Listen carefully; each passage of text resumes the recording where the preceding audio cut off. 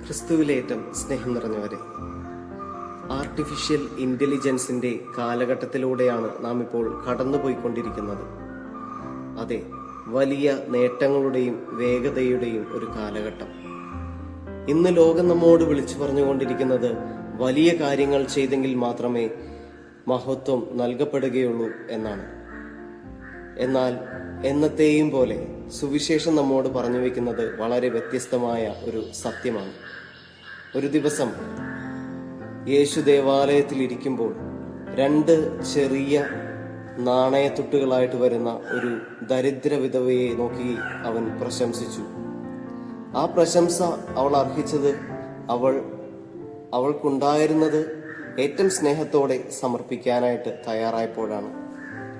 ഇതുതന്നെയാണ് പിൽക്കാലത്ത് കർമ്മലീത്ത യുവസന്യാസിനിയായിരുന്ന കൊച്ചു ത്രേസ്യ, വിശുദ്ധയായ കൊച്ചു ത്രേസ്യ പറഞ്ഞു വെക്കുന്നതും നമുക്ക് കാണിച്ചു തരുന്നതും. അവളുടെ ലിറ്റിൽ വേ എന്ന ആത്മീയ മാർഗം നമ്മെ പഠിപ്പിക്കുന്നുണ്ട്. വലിയ കാര്യങ്ങളല്ല, ചെറിയ കാര്യങ്ങൾ വലിയ സ്നേഹത്തോടെ ചെയ്യുന്നതിലാണ് മഹത്വം ഇരിക്കുന്നത് എന്ന്.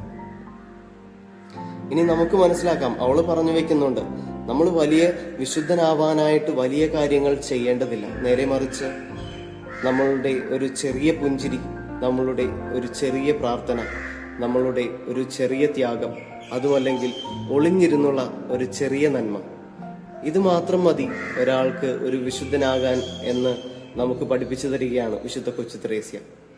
അതുകൊണ്ട് പ്രിയമുള്ളവരെ, ഈ ആർട്ടിഫിഷ്യൽ ഇന്റലിജൻസിന്റെ കാലഘട്ടത്തിലായിരിക്കുമ്പോൾ നമുക്ക് ഓർക്കാം, മെഷീനുകൾക്ക് ചിലപ്പോൾ വലിയ കാര്യങ്ങളൊക്കെ ചെയ്യാൻ പറ്റിയെന്ന് വരും. പക്ഷേ ഒന്ന് സ്നേഹിക്കുവാനായിട്ട് നമുക്ക് ഈ മനുഷ്യരുടെ ഹൃദയങ്ങൾക്ക് മാത്രമേ സാധിക്കുകയുള്ളൂ.